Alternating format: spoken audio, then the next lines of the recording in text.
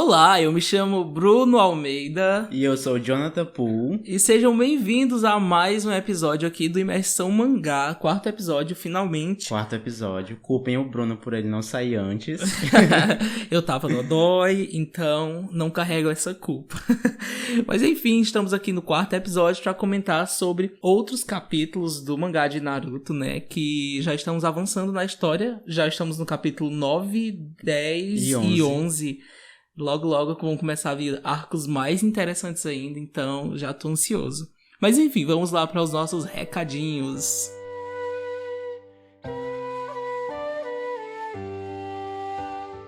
Bem, é só para lembrá-los de seguir a gente lá no nosso Instagram, @imersãomangá, que toda segunda-feira, que é o dia que sai o episódio aqui, sai lá também uma postagem com a arte feita pelo João e com algumas curiosidades que a gente comenta aqui durante o episódio, né? E também lá avisa sobre a frequência, locais onde você pode ouvir e, enfim, é um local pra gente poder realmente interagir. E principalmente é um local de avisos, né? Caso aconteça algum problema que não dê pro episódio sair na semana, a gente sempre tá avisando por lá. Exatamente. Então, por isso que é bom tá dando uma olhadinha na nossa rede social pra ficar por dentro e não ficar tipo, eles deixaram o podcast de mão. Exatamente, o podcast continua vivíssimo. E só pra lembrá-los, toda segunda-feira sai episódio novo às 18 horas e tá disponível no Spotify, YouTube, Google Podcasts, Apple Podcasts, Deezer e por aí vai. Tá em praticamente toda plataforma aí de podcast, você consegue encontrar a gente. Agora vamos lá para o nosso pergaminho da semana.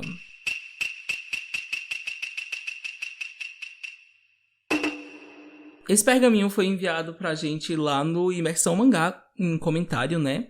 No episódio 2, se eu não me engano. E foi enviado pelo Elton, que falou o seguinte: só queria dizer que o velho, aquele se referindo ao Hiruzen, é tão irresponsável com Naruto que mandou o Kakashi pra ser babá dele e do Sasuke. Na minha visão, isso foi bem irresponsável. Mas eu não sei se eu concordo com esse comentário. Eu concordo em partes. Mas aqui quando ele fala que foi irresponsabilidade dele colocar o Kakashi como, entre aspas, babá do Naruto e do Sasuke, eu não concordo porque eu acho que essa foi, na verdade, a melhor decisão. A melhor decisão, colocar ele com um Jonin, né? Que tinha já experiência e que a gente sabe que é muito bom e que a gente vai ver isso nos capítulos futuros. E caso você queira aparecer aqui no nosso Lendo Pergaminhos, você basta deixar o seu comentário. Pode ser curto, pode ser mais longo. Se quiser, você pode mandar por e-mail também. Pode ser na DM também. E é esse. Vamos lá para o nosso episódio de hoje. Capítulos 9 ao 11. O País das Ondas. O capítulo começa com toda a equipe 7 fazendo o que o Kakashi prometeu no capítulo passado, que seria uma missão. E tudo dá a entender que vai ser uma missão super complexa, digna de um ninja, porque a gente vê o Sasuke, a Sakura, o Naruto escondido atrás das árvores, né? E eles estão bem atentos, então você fica tipo assim, opa, tem alguma coisa aí, né? E o Kakashi até pergunta, qual a distância até o alvo? O que dá mais sinais de que realmente é uma missão. Só que não era bem assim. Era uma missão, mas não tão digna, digamos assim. Entre aspas. Porque a missão era só de capturar um gato. E já na presença do Hokage, a esposa do Senhor do Fogo recupera o bichinho dela e paga pela missão que é bem sucedida. E é aqui que a gente fica sabendo como que funciona o sistema de missões e basicamente também como funciona a economia de Konoha. Sim. E um detalhe aqui é que essa esposa do Senhor do Fogo, ela só aparece uma vez no mangá. Só que no anime ela aparece novamente lá no primeiro episódio de Naruto Shippuden. Pra quem lembra, o Konohamaru junto com a equipe dele tá atrás desse mesmo gatinho e essa senhora tá lá com esse bichinho de novo. Então, só uma coisinha aqui pra vocês relembrarem. Não, o que ela faz com esse gato pra ele tá sempre fugindo, né? Mas é como a Sakura fala nesse capítulo aqui que a gente... Eu não lembro se é a Sakura, na verdade, ou o Kakashi. Que ele fala assim, agora eu entendo por que o gatinho fugiu. Porque ela aperta ele o tempo todo. Então eu acho que ele foge porque ele fica estressado. Enfim, quando o Hiruzen vai falar sobre as missões seguintes que eles vão ter que fazer, o Naruto fica revoltado. Porque eram missões muito básicas, tipo plantar batata, servir de babá, capinar quintal, e ele não quer fazer isso. E no anime mostra até depois eles fazendo alguma dessas missões mais simples. E o Iruka imediatamente repreende o Naruto, mas ele não era o único que pensava assim, porque tem um foco no Sasuke e na Sakura, que eles estão meio com a cara tipo, nossa, eu tô cansado dessas missões. Só que diferente do Naruto, eles não tinham coragem de falar, né? E o Naruto tava ali representando eles. Sim, sim. E o Iruka começa lá a dar sermões no Naruto e tal, falando que eles ainda não estão prontos. Só que, obviamente, o Naruto vai reclamar quando ele tiver vontade, porque este é o Naruto. Enfim, Naruto reclama. E aí o Hiruzen começa a fazer uma pequena explicações a respeito dos tipos de missões que tem. Ele fala sobre a missão A, B, C e D. Só que mais futuramente a gente também vai saber sobre a existência de missões S.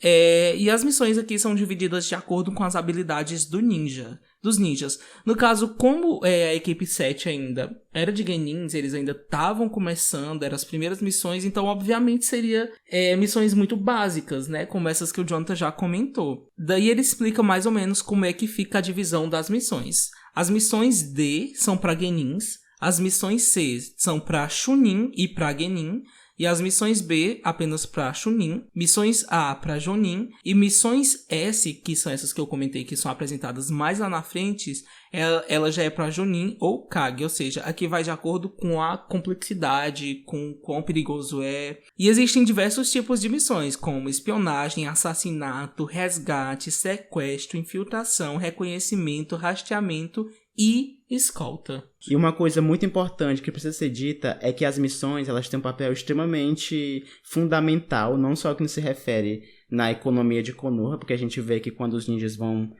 bem nas missões, as pessoas pagam, né, pela missão, os contratantes pagam quando a missão é bem sucedida. No caso, a esposa do Sr. Feudal, ela pagou quando o gatinho dela foi resgatado. Mas a missão, ela tem também um papel importante na vida do ninja. Porque a gente vê que tanto o sucesso quanto o fracasso, eles causam um impacto enorme a ponto de mexer na honra e no orgulho dessas pessoas. E no episódio passado, a gente até discutiu sobre isso, né? Sim, sim. Sobre como o fracasso da missão acabou com a vida do pai do Kakashi. Sim. Porque ele foi meio que... Foi um estigma na vida dele, de, tipo assim, ser um cara tão impressionante e falhou numa missão que era fundamental. Sim. E um outro exemplo de missão que é muito difícil... que foi do Kakuzu. Coitado do Kakuzu. Ele recebeu a missão de matar o primeiro Hokage. Tipo, olha a missão que deram pra ele. Ainda queriam que o coitado tivesse êxito. A gente vê várias dessas missões acabando com a vida dos ninjas, como a do próprio Itachi, que ele conseguiu executar a missão, que foi matar o clã. Só que, olha a missão. Acabou com a vida dele. Ele foi considerado um ninja renegado. Foi colocado no Bingo Book pra ser capturado, morto pelos ninjas. Enfim, a gente vai ver mais pra frente, mais vezes, o quanto a missão, ela tem um papel fundamental em toda a história de Naruto. Sim, sim, sim. E continuando aqui na história, o Hokage, enquanto tá falando, ele explica um pouquinho a respeito dos níveis ninja, né? A gente sabe que tem os Kages, que são de cada vila. São os líderes, que são considerados os ninjas mais poderosos. Em seguida, a gente vem com os Jonin, que são ninjas de elite. Chunin, que são ninjas avançados. Genin são aprendizes e academia, que são os alunos. No caso da equipe 7, eles são Genin, né? São aprendizes. O Iruka Sensei, ele é um Chunin, né? Avançado. Kakashi é um de elite, que é um Jonin. Hiruzen é um Kage, né? Que é o líder da aldeia da Folha. E enquanto o Hiruzen tá explicando tudo isso, Naruto está fazendo o quê? Falando sobre o que ele vai jantar lá no Ichiraku. E o melhor é que o Kakashi tá prestando atenção. Exatamente, o Kakashi, o Sasuke, a Sakura estão prestando atenção neles. Enfim, maravilhosa essa cena, eu amo. E o Naruto diz não ser mais o mesmo moleque problemático, ele fala exatamente nessas palavras, de antigamente, né? E o Hiruzen acaba cedendo e deixando o time 7 fazer uma missão nível C, que é de escolta. Daí, nesse momento, né, ele explica mais ou menos como é que vai ser a missão, e o Naruto já fica todo animado, tipo, a gente vai levar uma princesa, uma pessoa, tipo, importante.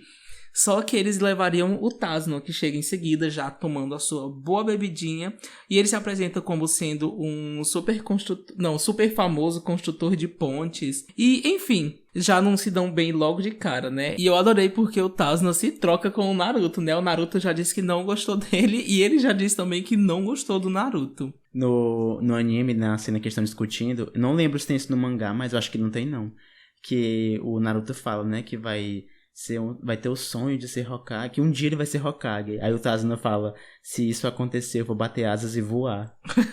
Eu acho que é uma coisa só do anime, no mangá não tem essa cena. Eles têm um diálogo bem parecido, mas não é exatamente assim. Enfim, quando eles já estão saindo ali da aldeia, o Naruto tá todo empolgado porque essa é a primeira vez que ele vai sair da Vila da Folha, né, da aldeia da Folha. E aí eles continuam discutindo, Naruto e Tazuna estão discutindo, é justamente essa cena que tu tá falando. Uhum. Enfim, o Tazuna e o Naruto ainda estão lá discutindo, né, ele disse que que eles são pirralhos. Super pirralhos. É, super pirralhos. Engraçado que no anime não colocaram isso. Tudo que ele vai falar, ele coloca super na frente. Super não sei o que, super não sei o que.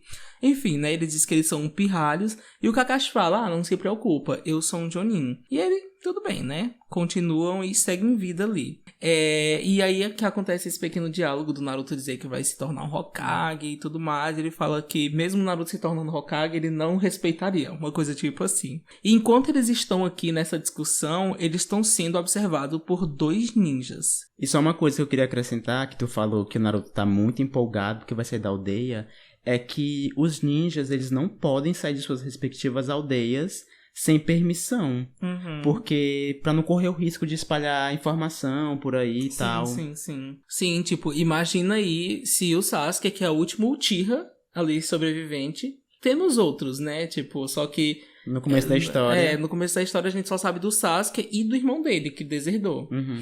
E aí, imagina que o Sasuke vai pra a aldeia da areia sem permissão e lá ele é capturado. Aí vão tirar o olho do Sharingan pra poder estudar e tudo mais. Ou seja, vai mais poder militar pra outro país. E aí pode ser um pouquinho complicado pra Konoha perder um ninja desse. Então dá pra entender o porquê desse controle que a aldeia tem sobre os seus cidadãos, mas ainda assim é meio bizarro, né? É meio bizarro. Só que é mais ou menos a mesma coisa que acontece no nosso mundo real também, porque a gente não pode sair por aí pros países dos outros, tipo, sem autorização. Sim. É um controle. Eu não sei se é porque a gente tem uma visão mais limitada do que é Konoha, no sentido físico mesmo, espaço físico de Konoha. Porque eu não sei se é tão grande. A sensação que eu tenho é que não é tão grande quanto o Brasil, por exemplo. Não, Konoha não é grande, porque é uma vila ninja. Mas o País do Fogo, que é onde a vila tá inserida, é o maior. Sim. Deu pra entender? Uhum. Enfim, eles estão conversando e a Sakura pergunta se no país que eles estão indo, que é o País das Ondas, se tem ninjas, né? E o Kakashi fala que não. Porque o País das Ondas é só um pequeno arquipélago que não tem relação com nenhum outro país. E o que ele quer dizer com isso? Bom, os 5 maiores e mais poderosos países ninjas, que são o País do Fogo, o País da Água, o País da Terra, o País do Trovão e o País da Pedra, eles necessitam de vilas ninja para demonstrar o poder militar e também para manter as relações políticas com os outros vizinhos. Como o País das Ondas está longe lá na dele, e ele não precisa ter uma aldeia ninja. Então, não é considerado grande coisa, porque, tipo, o País do Fogo, que é onde tem Konoha, não vai se interessar com o País das Ondas para querer fazer comércio, sabe? Sim, é mais ao contrário. E, além disso, o próprio mar, ele serve como uma proteção natural do país e como a rota do comércio. Enfim, o Tazuna foi encomendar uma missão em Konoha justamente por esse motivo. Sim. Porque se no país dele tivesse uma aldeia ninja, ele não precisaria sair do país dele para encomendar uma missão em outro país. E como esses países são os mais influentes e mais poderosos, eles são os únicos que têm seus líderes nomeados com o título de Kage, que foi como o Bruno mencionou anteriormente. E aqui eu vou falar, tentar, né, porque o que eu acho que é, na época onde está se passando aqui a história, o respectivo líder de cada aldeia. A gente tem o Hiruzen, que ele é o terceiro Hokage, né, de Konoha. Na Vila da Névoa nós temos o Mizukage, que é o Yagura, que é aquele que está sendo controlado pelo Obito. Temos o Haikage, que é o Wei, que é o irmão do Killer Bee. Temos o Hasa, que é o pai do Gaara, que ele é o Kazekage. E o Tsuchikage é o Onoki, aquele velhinho que lutou na guerra contra o Madara. Sim. Eu acho que na época de Naruto são esses líderes. Porque a Mei vem depois, enfim. Sim. Eu acho que é assim mesmo. E só a título de curiosidade, no anime tem um arco filler que apresenta uma das menores vilas que existe, que fica no País dos Ursos. E ela é chamada de Hoshigakure. Ela recebeu esse nome porque meio que caiu uma estrela cadente. Aí essa estrela emanava um chakra que dava um poder. E tem todo um rolê assim. E o líder da aldeia, ele recebeu o título de Hoshikage. Inclusive, ele aparece usando a roupa do Kage, sabe? Com aquele chapéuzinho sim. E é da cor roxa. Só que isso é só pro anime. Porque, como eu já disse, só os títulos das 5 grandes nações é que recebem o título de Kage. Então, isso aqui não tem nada a ver. Porque se for considerar isso, a gente também pode considerar o próprio Orochimaru como um Kage. Porque ele fundou a Aldeia do Som. Ele seria meio que um Otokage, sabe? Aí ia ser tudo. Hokage versus Hokage. Que logo na frente a gente sabe que, né, o Hiruzen vai batalhar contra o Orochimaru. E o Orochimaru, quando luta com o Hiruzen, ele tá com a roupa de Kage. É verdade. Que ele tá usando a roupa do pai do Gaara. Só que logo o Kakashi explica que não vai ter confronto, até porque essa é uma missão nível C. Ou seja, não é uma missão que teria batalha. Mas eles são atacados pelos irmãos demônios, que aparentemente matam o Kakashi, né? Quando eles atacam, a primeira pessoa que eles atacam é o Kakashi. E aí eles meio que cortam o Kakashi todo e na cena aparece só uma sombra assim, né? A gente imagina que o Kakashi foi todo esbagaçado, que a gente imagina sangue e tal por todos os lados. E logo em seguida eles vão pra cima do Naruto, já chegam por trás do Naruto. Só que o Naruto é salvo por Sasuke e em seguida o Sasuke batalha um pouquinho com eles e logo aparece o Kakashi novamente porque ele tinha usado uma substituição.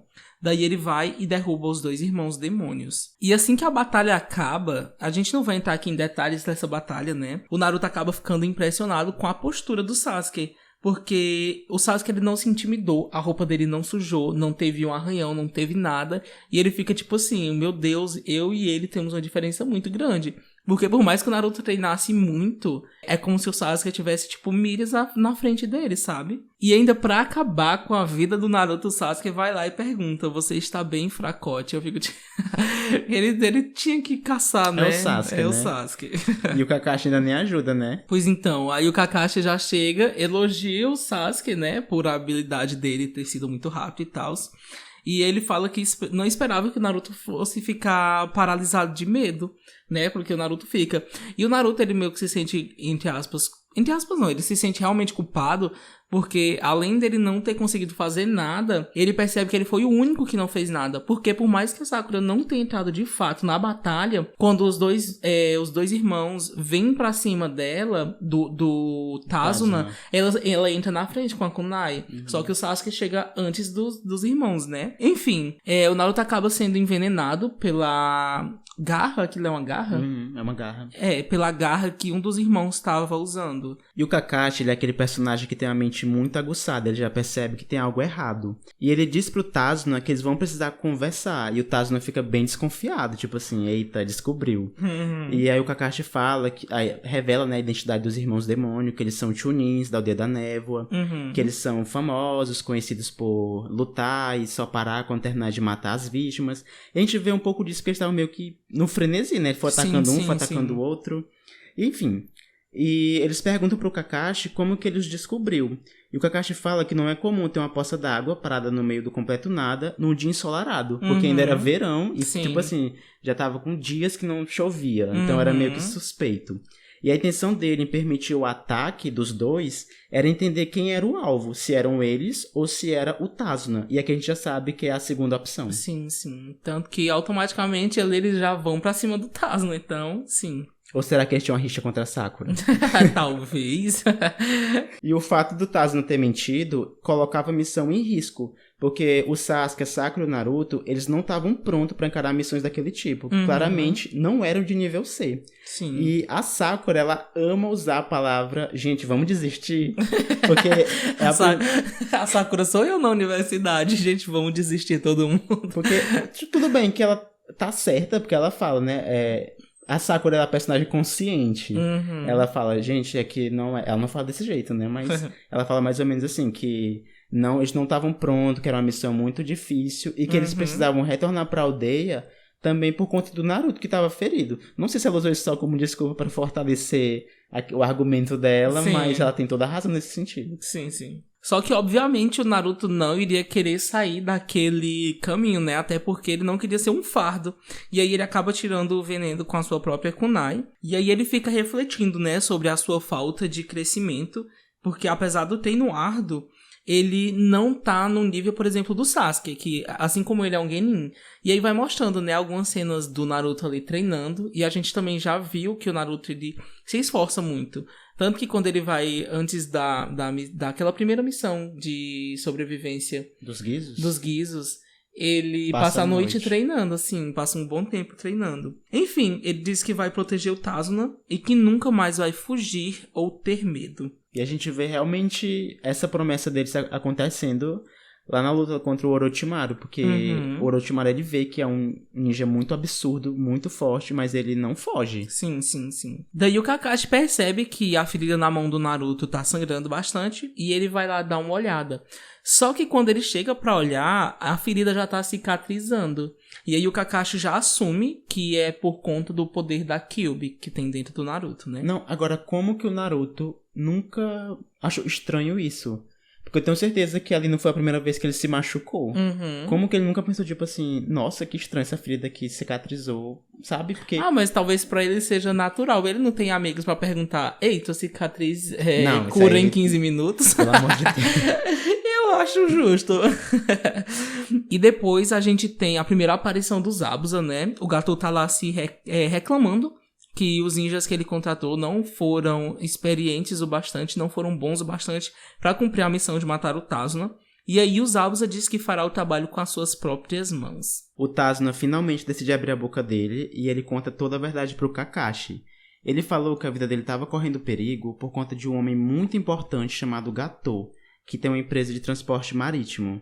E o Gato, ele é um cara extremamente rico, que tá sempre rodeado de bandidos e de ninjas, que ele tá sempre contratando para dar suporte nos planos sujos dele. Porque por trás das cortinas dessa face de magnata, de empresário, ele trabalha comercializando umas coisas bem legais, como drogas. E foi usando esses recursos... Tu falou bem legais? Ilegais, não foi não? Enfim, continua. É porque eu sou porta-voz do Gato, entendeu? Continua. Enfim, umas coisas ilegais...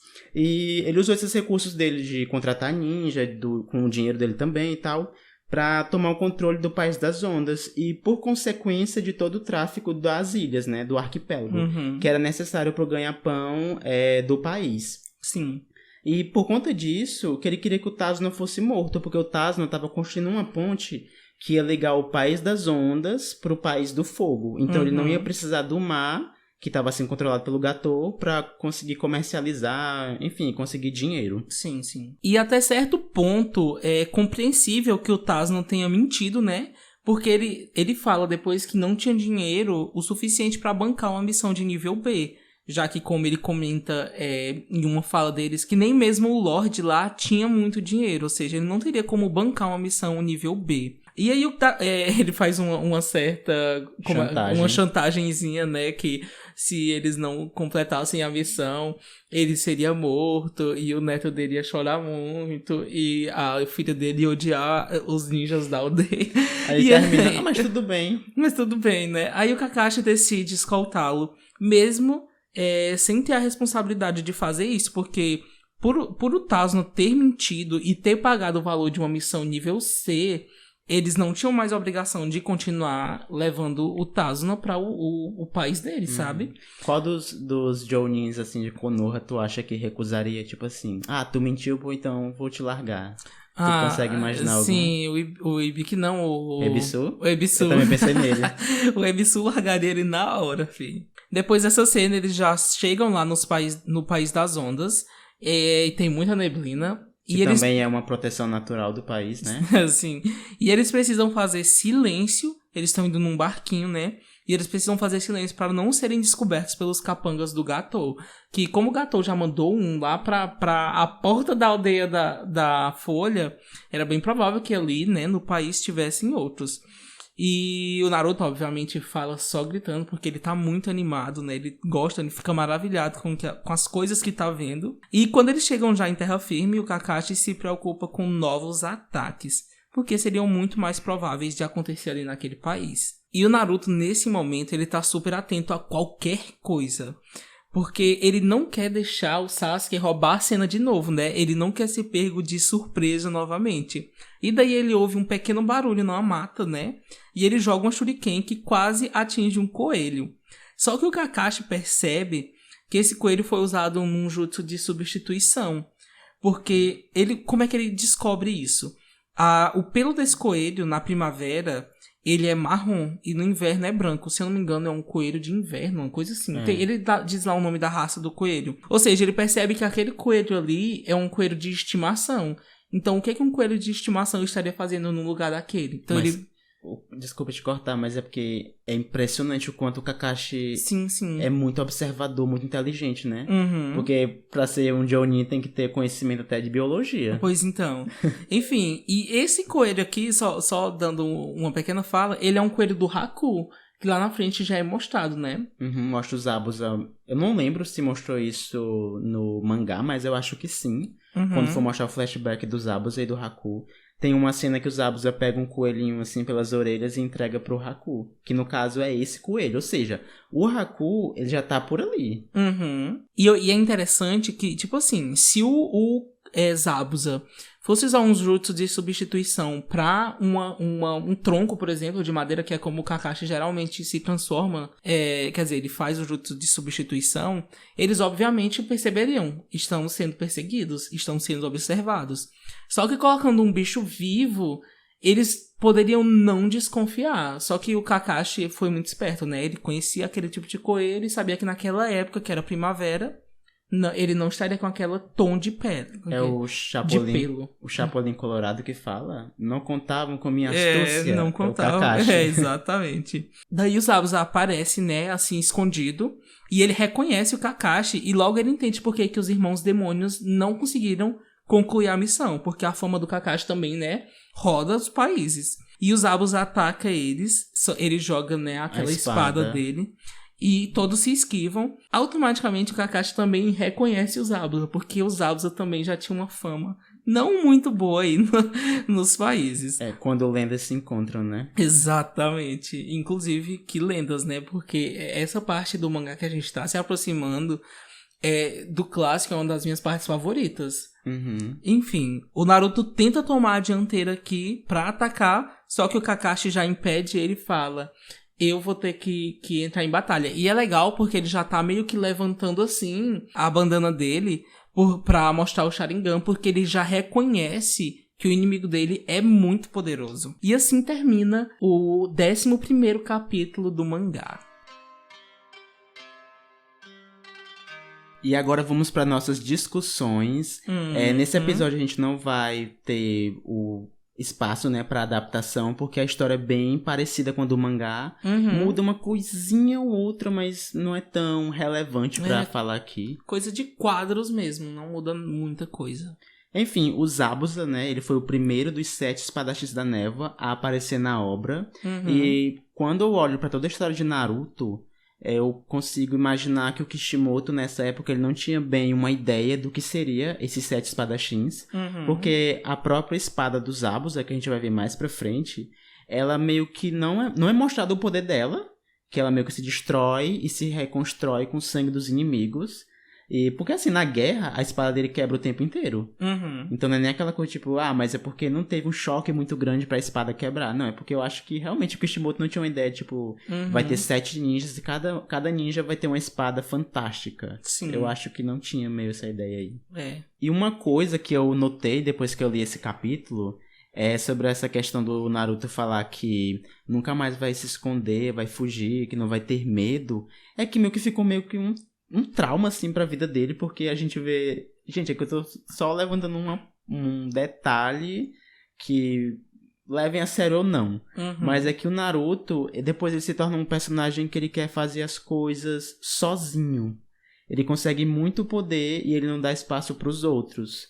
Tanto que na guerra o Itachi dá um sermão nele, né, falando que ele tem que também contar com os companheiros, que ele não pode carregar o mundo sozinho nas costas e tal.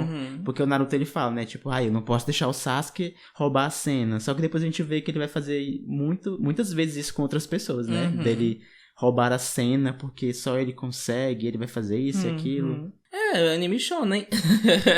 Mangá shonen. Foi aí que o Kishimoto lembrou, meu Deus, é um shonen. Exatamente. E eu separei uma teoria aqui muito boa que eu vou ler pra tu, Bruno. O Bruno não tá sabendo essa teoria. Eu só quero ver a expressão no rosto dele quando ele entender sobre o que é. Existe uma teoria que fala de uma possível ligação entre o País das Ondas e o clã Uzumaki, que é o clã do Naruto.